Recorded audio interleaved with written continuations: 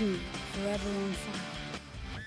ಸಂಕ್ರಾಂತಿ ಒಳಗಾಗಿ ಸಂಪುಟವನ್ನು ಪುನಾರಚನೆ ಮಾಡಲು ಸರ್ಕಾರ ಸಿದ್ಧತೆಯನ್ನು ಆರಂಭಿಸಿದೆ. ಆಯಾ ಇಲಾಖೆಗಳ ಸಚಿವರ ರಿಪೋರ್ಟ್ ಕಾರ್ಡ್ ಅನ್ನು ಕೇಳಿದ್ದಾರೆ ಮುಖ್ಯಮಂತ್ರಿಗಳು.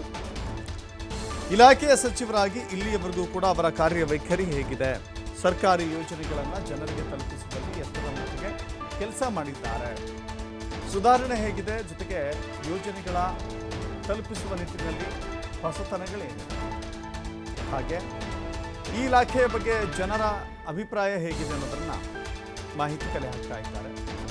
ಕೆಲವು ಸಚಿವರ ವಿರುದ್ಧ ಶಾಸಕರು ಕೂಡ ದೂರು ಕೊಟ್ಟಿದ್ದಾರೆ. ಕೆಲವು ಸಚಿವರಿಗೆ ಕೊಟ್ಟಿರುವ ಅನುದಾನ ಬಳಕೆ ಮಾಡೇ ಇಲ್ಲ. ಈಗ ಎಲ್ಲ ಇಲಾಖಾವರು ಪ್ರಗತಿಯನ್ನು ಪರಿಶೀಲನೆ ನಡೆಸಲಿಕ್ಕೆ ಮುಂದಾಗ್ತಾ ಇದ್ದಾರೆ. ಸಿಎಂ ಕ್ಯಾಬಿನೆಟ್ ಪುನಾರಚನೆ ವೇಳೆ 4-5 ಸಚಿವರನ್ನು ಕೈ ಬಿಡುವಂತಹ ಅನಿವಾರ್ಯತೆ ಕಾಣಿಸ್ತಾ ಇದೆ. ಸಂಪುಟದಿಂದ ಕೈ ಬಿಡುವಾಗ ಸೂಕ್ತ ಕಾರಣ ಕೊಡಬೇಕಲ್ವಾ? ಸೊ ಹೀಗಾಗಿ ಅವರ ಅಧ್ಯಯನ, ಪ್ರಗತಿ ಪರಿಶೀಲನೆ ನಡೀತಾ ಇದೆ. ಸರ್ಕಾರ ಅಸ್ತಿತ್ವಕ್ಕೆ ಬಂದು ಇಷ್ಟು ತಿಂಗಳುಗಳಾಗಿದೆ. ಹೇಳಿ ಕೇಳಿ ಸರ್ಕಾರ ಅನೇಕ ರೀತಿಯ ಯೋಜನೆಗಳನ್ನು ತಂದಿದೆ. ಅದರಲ್ಲೂ ಗ್ಯಾರಂಟಿ ಯೋಜನೆಗಳ ಜೊತೆಗೆ ಬೇಕಾದಂಥ ಅನೇಕ ವ್ಯವಸ್ಥೆಗಳಿರುತ್ತಲ್ಲ, ಅದು ಕೂಡ. ಸೊ ಹೀಗಾಗಿ ಸಚಿವರು ಎಷ್ಟರ ಮಟ್ಟಿಗೆ ಕೆಲಸ ಮಾಡ್ತಾ ಇದ್ದಾರೆ ಅನ್ನೋದನ್ನು ಈಗ ತಿಳಿಲಿಕ್ಕೆ CM ಮುಂದಾಗ್ತಾ ಇದ್ದಾರೆ.